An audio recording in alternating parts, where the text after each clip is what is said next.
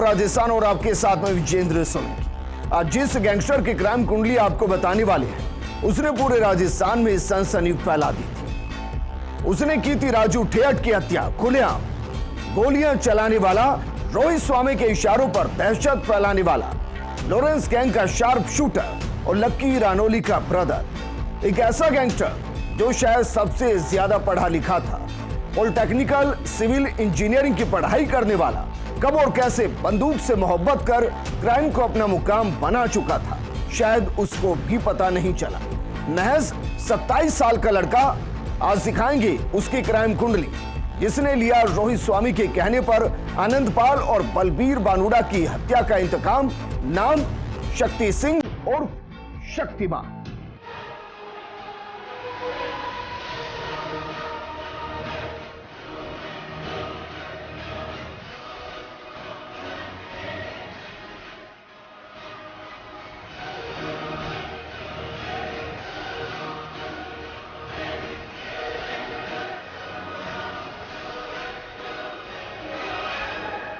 शक्ति सिंह उर्फ शक्तिमान लक्की रानोली का छोटा भाई, पढ़ाई में इंटेलिजेंट, बचपन से ही अपनी क्लास में सबसे ज्यादा नंबर लाने वाला होशियार लड़का, जवानी की दहलीज पर हथियारों का शौक पालता है और गैंगस्टर बनने की राह पर निकल पड़ता है।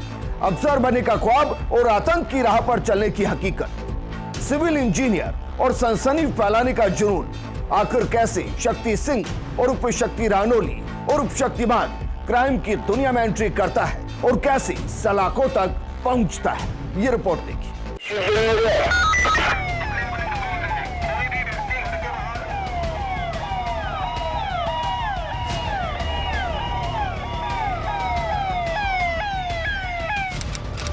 जन्म 2 फरवरी 1996। पिता का नाम जगदीश शेखावत, माता का नाम तवर कंवर, भाई का नाम मान सिंह उर्फ लक्की रानोली। जन्म स्थान हरनाथ सिंह की धाणी रानोली। शिक्षा पॉलिटेक्निक सिविल इंजीनियर।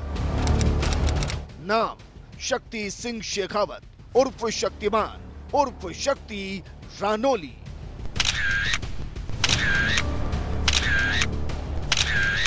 सीकर जिले के रानोली गांव में जन्मे शक्ति सिंह की जिंदगी बचपन से बेहद साधारण रही।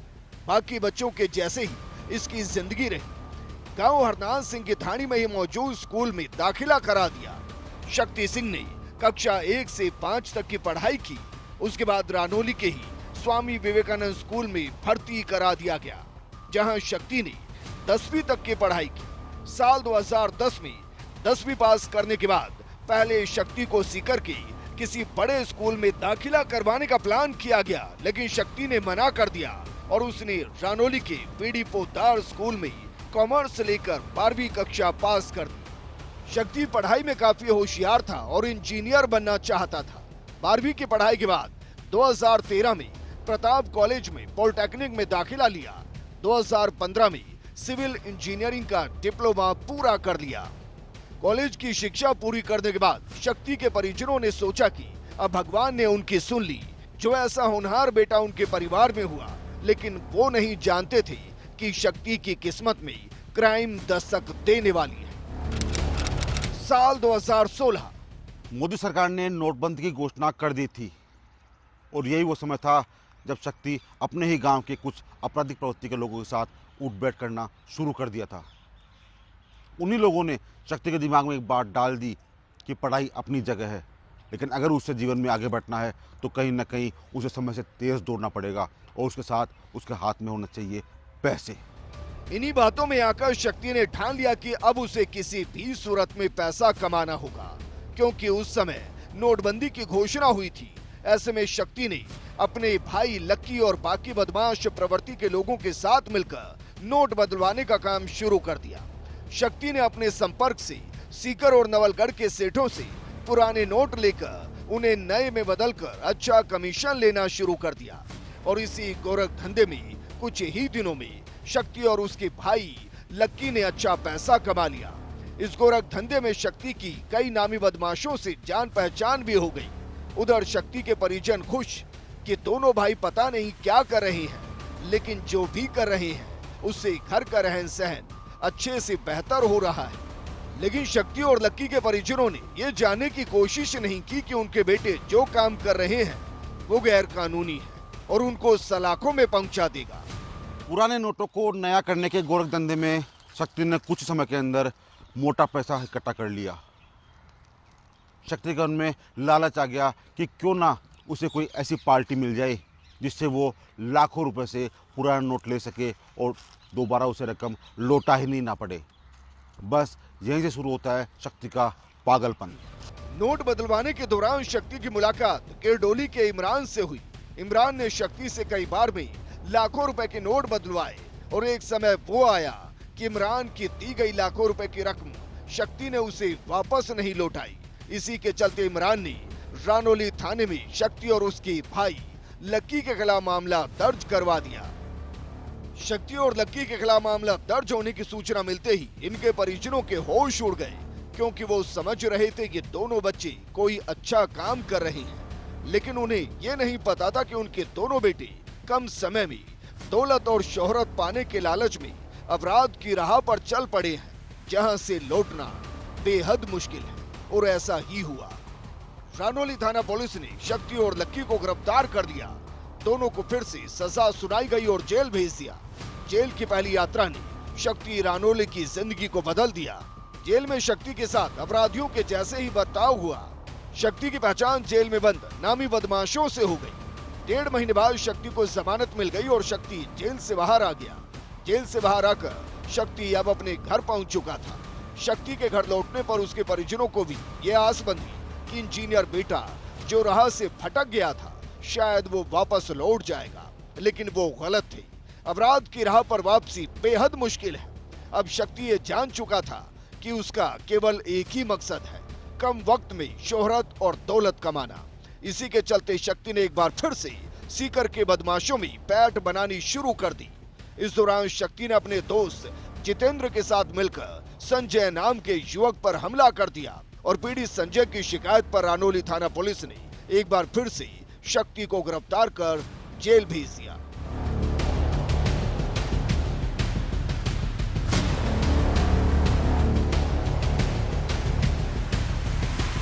शक्ति सिंह और उसका भाई लक्की सिंह दोनों ही अपराध की राह पर दौड़ने लगे थे और एक के बाद एक मामले दर्ज होने लगे थे। बार बार जेल जाने की वजह से बदमाशों के साथ इनका संपर्क भी बढ़ने लगा था। शक्ति सिंह का अब इंजीनियर बनने, अफसर बनने का सपना बहुत पीछे छूट गया और अब वो गैंगस्टर बनने की राह पर आगे बढ़ने लगा था। अब उसका सपना था नामी गैंगस्टर की लिस्ट में अपना नाम भी शामिल कराना और इसके लिए शक्ति सिंह ने खुद को तैयार करना भी शुरू कर दिया। वक्त बीत रहा था और शक्ति सिंह अपराध के तरीकों को भी बदल रहा था। अब उसने विवादित जमीन पर अपना कब्जा जमाना शुरू कर दिया। लेकिन साल 2018 में कुछ ऐसा हुआ जिसने शक्ति सिंह को कुछ वक्त के लिए सदमे में डाल दिया। शक्ति के गांव के रहने वाले विजय भार्गव और उसके दोस्त संजय धायल ने कुछ बदमाशों के साथ मिलकर शक्ति के भाई लक्की के दोनों हाथ पैर तोड़ दिए। उसकी हालत इतनी खराब हो गई कि उसे जयपुर रेफर करना पड़ा।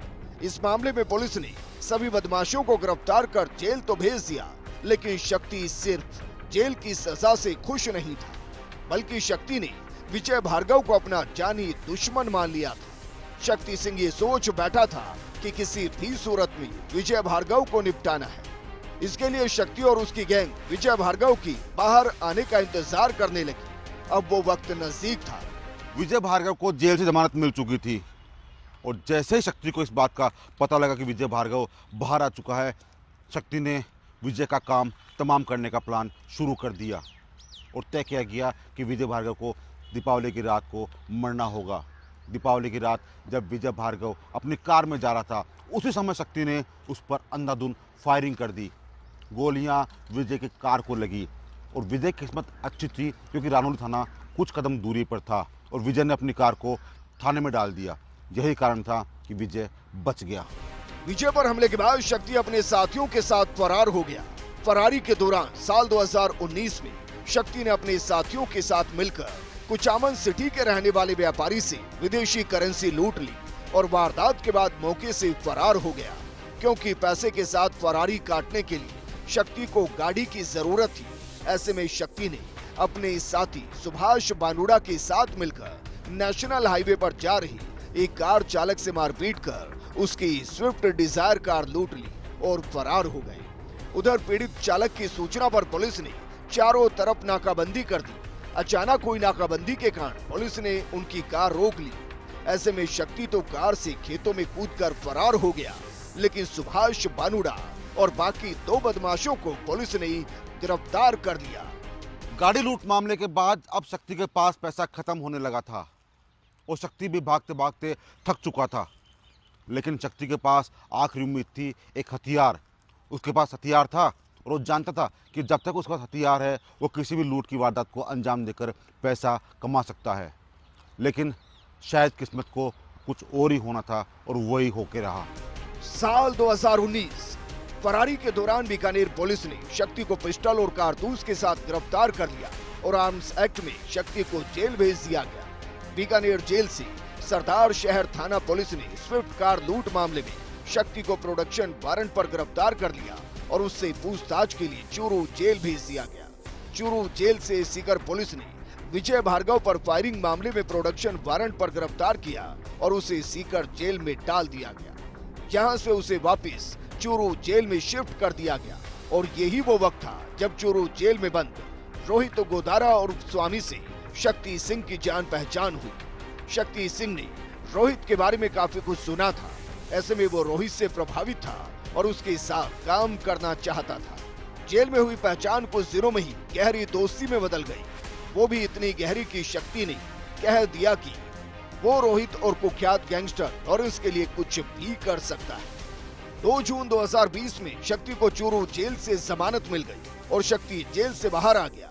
लेकिन वो रोहित के साथ जेल में रहकर काफी हद तक अपराध के बारे में बहुत कुछ सीख चुका था।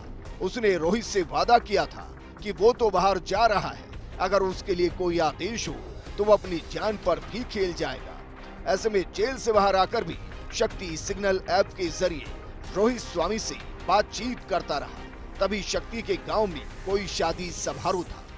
उस शादी समारोह में शक्ति को भी जाना था और इसी बात का पता शक्ति की विपक्षी गैंग विजय भार्गव को लग गया और विजय भार्गव शक्ति सिंह को मारने का प्लान तैयार करने लगा और इसमें साथ लेता है गैंगस्टर राजू ठेठ और ओमा ठेठ का। हरियाणा से भी 2 शूटर्स को बुलाया जाता है। शूटर्स के लिए हथियारों की व्यवस्था राजू ठेठ करता है, लेकिन शक्ति के गुर्गे शक्ति को राजू ठेठ के इस प्लान के बारे में बता देते हैं और शातिर शक्ति इस सूचना को पुलिस तक पहुंचा देता है। पुलिस जाल बिछाकर दोनों शूटर सहित गट्टू और संजय को गिरफ्तार कर लेती है, लेकिन इस कार्रवाई में विजय भार्गव पुलिस पर फायरिंग कर मौके से ही फरार हो जाता है। शक्ति सिंह रानोली के साथ अब रोहित स्वामी और लॉरेंस बिश्नोई का हाथ था, वहीं विक्रम के साथ राजू ठेठ का हाथ। राजू ठेठ ने आनंदपाल और बलबीर बानुड़ा पर हमला कराया था और इसमें बलबीर बानुड़ा की हत्या हो गई। लॉरेंस और रोहित इसका बदला राजू ठेठ से लेना चाहते थे और क्या इसके लिए शक्ति सिंह रानोली को हथियार बनाया गया।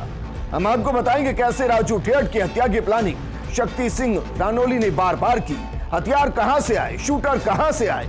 लेकिन उससे पहले आपको बताते हैं कि शक्ति सिंह की गैंग में कौन कौन है और उसके साथी कौन कौन है। शक्ति सिंह के दोस्तों या साथियों की लिस्ट में जो सबसे बड़ा नाम है वो है रोहित स्वामी का, जिसके जरिए लॉरेंस के साथ भी शक्ति सिंह जुड़ा। जेल के अंदर रोहित स्वामी के साथ शक्ति सिंह की नजदीकियां बढ़ी और शक्ति सिंह देखते ही देखते रोहित स्वामी का राइट हैंड बनकर काम करने लगा।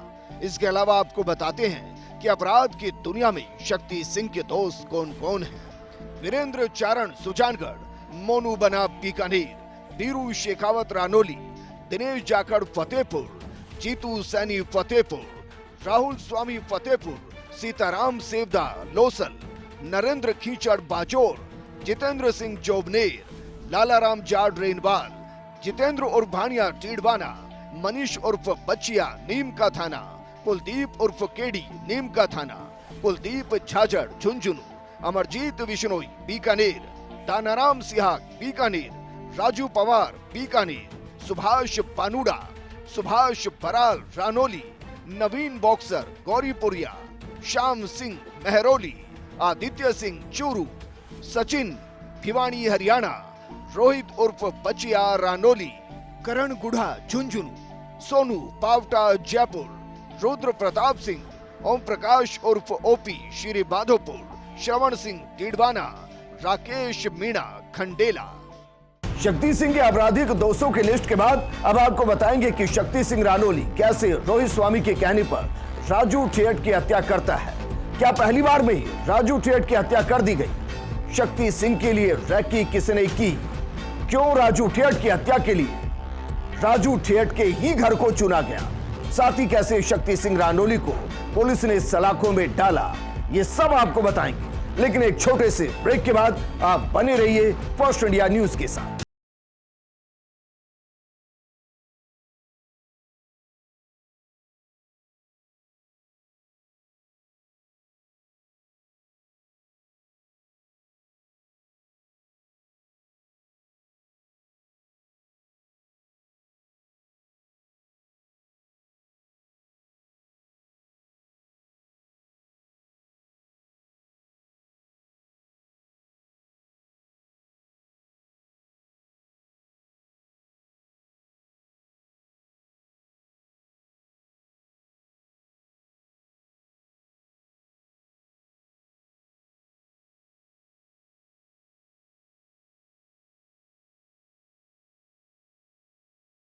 आपका स्वागत है। शक्ति सिंह अभी तक अपने ही गांव तक अटका हुआ था।